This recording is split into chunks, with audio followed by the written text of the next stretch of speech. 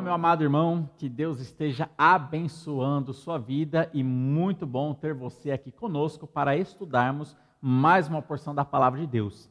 Dando continuidade no nosso estudo dentro do livro de Atos, hoje nós estudaremos o capítulo 2, do versículo 25 ao versículo 31. E hoje nós vamos aqui analisar como a mensagem de Pedro era bíblica. Então estamos aí caminhando, analisando partes da mensagem de Pedro, já vimos como ela era cristocêntrica e hoje nós vamos perceber que ela é bíblica, ou seja, Pedro, ao estar pregando, ele faz uso do Antigo Testamento, ele faz uso das Escrituras. A sua mensagem, ele está demonstrando para todo mundo, para aquele público a qual ele estava pregando em Jerusalém, que a sua mensagem não é algo que ele tirou da cabeça dele, algo que ele inventou, algo que ele pegou da internet. Não, a sua mensagem ele viu nas Escrituras. Então ele está tirando das Escrituras, está emanando da Escritura a mensagem e a sua pregação. Isso é interessante a gente salientar porque, mais uma vez, infelizmente nós percebemos hoje pessoas ou pregadores aparecendo que estão pregando, mas com esta Bíblia fechada. Estão pregando e falando coisas que estão somente aqui, mas não fazem parte realmente das Escrituras Sagradas. E aí você fica a um dever de ser como os bereanos. Lembra Atos capítulo 17, versículo 11? Os bereanos eram aqueles que, ao escutar Paulo pregando, eles abriram as suas Bíblias para perceber se realmente o que Paulo pregava estava ornando e combinando com as Sagradas Escrituras. Combinando, eles aceitavam. Se não estava combinando, se a mensagem de Paulo não estava dentro do Antigo Testamento, então eles iriam, evidentemente, rejeitar. É isso o dever que você deve fazer. Analisar as mensagens, analisar os espíritos, julgar os espíritos para ver se realmente eles procedem e vêm de Deus. Então Pedro, aqui na sua pregação, ele está mostrando que a sua mensagem ela é bíblica, porque ela é coerente com as Escrituras e está baseado nas Escrituras. Aqui, Pedro, ele vai citar o Antigo Testamento. E dentro da sua mensagem, ele vai citar Salmos capítulo 16, dos versículos 8 ao 11, para se referir à pessoa de Jesus Cristo. Porque lembra que ele começou a sua mensagem já falando agora de Jesus Cristo, falando da morte, da sua ressurreição, e ele vai basear estes eventos da morte e ressurreição de Jesus nas Escrituras. Então é por isso que aqui ele vai citar Salmos 16, do 8 ao 11, é o que a gente vai ler aqui. Eu lerei então o versículo 25 ao 28, fazendo dessa maneira referência a Salmos capítulo 16. Diz assim Atos capítulo 2, versículos 25 ao 28. Porque dele disse Davi, dele quem? De Jesus, né? Porque dele disse Davi, sempre via diante de mim o Senhor, porque está à minha direita, para que eu não seja comovido.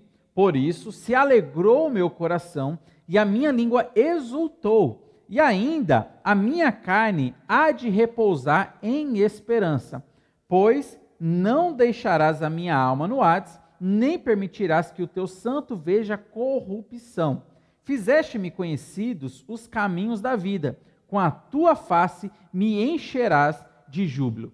Então aqui, agora Pedro ele está voltando ao Antigo Testamento, Pedro ele está voltando a sua atenção e o seu olhar ao Antigo Testamento, fazendo referência dessa maneira a Salmos, capítulo 16, está mostrando aqui uma profecia, a qual Davi começou a falar. E ele vai aplicar essa profecia, vai aplicar essas palavras à vida de Jesus Cristo.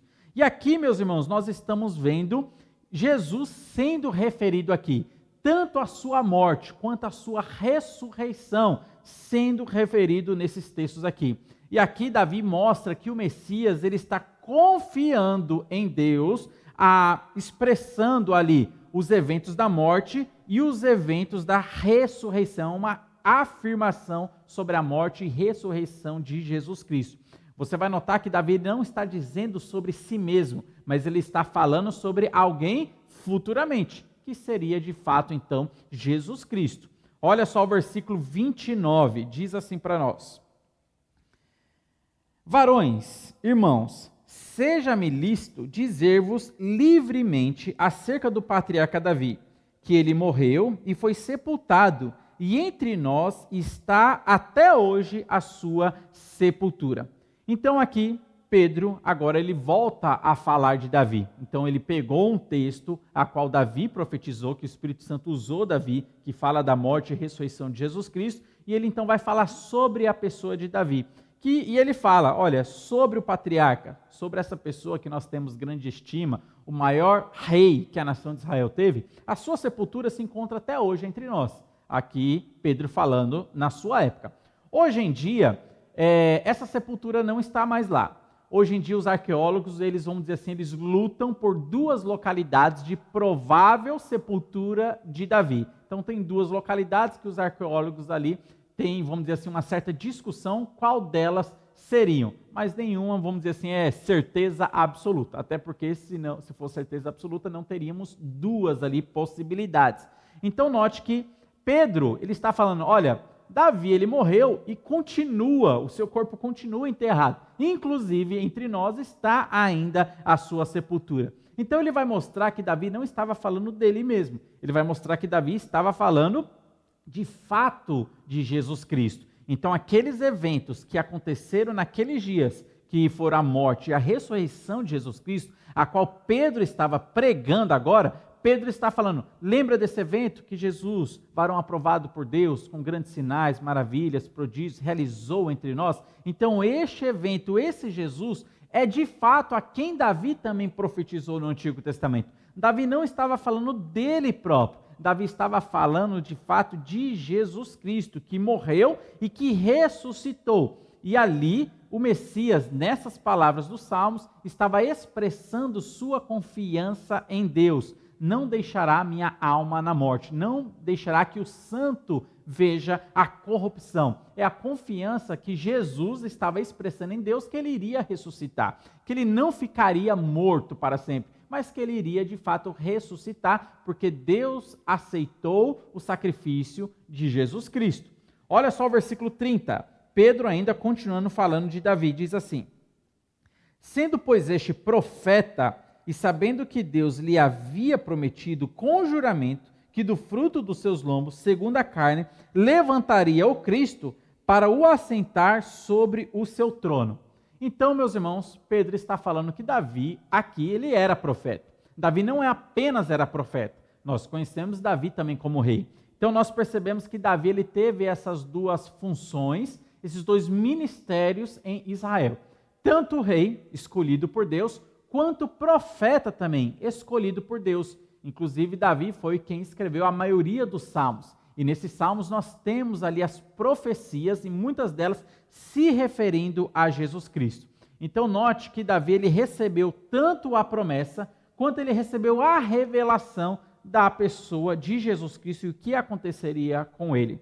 E olha só o versículo 31, dizendo assim, nesta previsão, disse da ressurreição de Cristo, que a sua alma não foi deixada no Hades, nem a sua carne viu a corrupção. Então, a conclusão que Pedro está chegando com o público é, o alvo dessa profecia, o alvo dessas palavras não é Davi, é o Messias. E olha só o que está escrito aqui e olha o que aconteceu com esse Jesus que vocês viram, presenciaram, que vocês mataram entregando para os romanos. E vocês sabem que ele ressuscitou porque nós estamos informando isso para vocês. Então Pedro está fazendo isso, está pegando um texto do Antigo Testamento, está mostrando para eles as evidências de Jesus Cristo e falando, olha, tudo se encaixa perfeitamente. Por quê? Porque a profecia do Antigo Testamento estava falando exatamente sobre esse Jesus. Qual é a conclusão que Pedro está levando as pessoas a tomarem?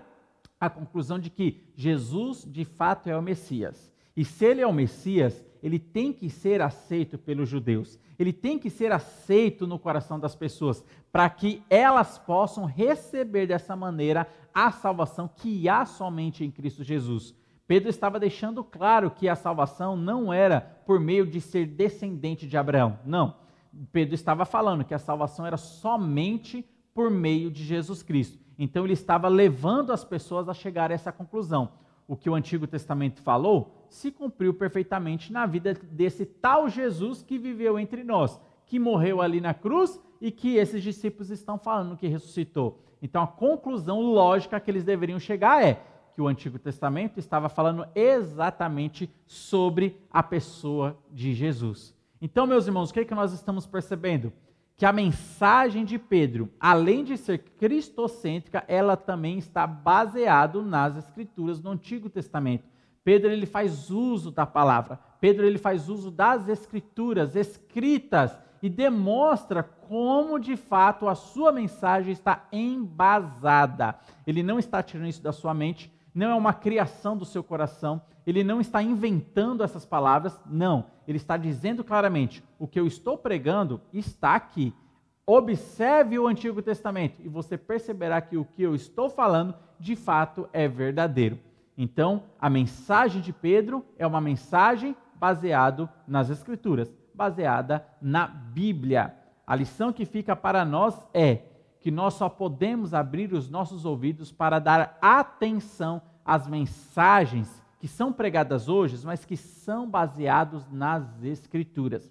Se uma mensagem, por mais bonita que ela possa ser, por mais quente que ela possa ser, por mais que ela fale ao meu coração, ela precisa estar baseada nas Escrituras. Ela pode ser bonita, mas se não tiver baseado nas Escrituras, ela tem que ser rejeitada. O belo tem que ser rejeitado se não estiver baseado nas Escrituras.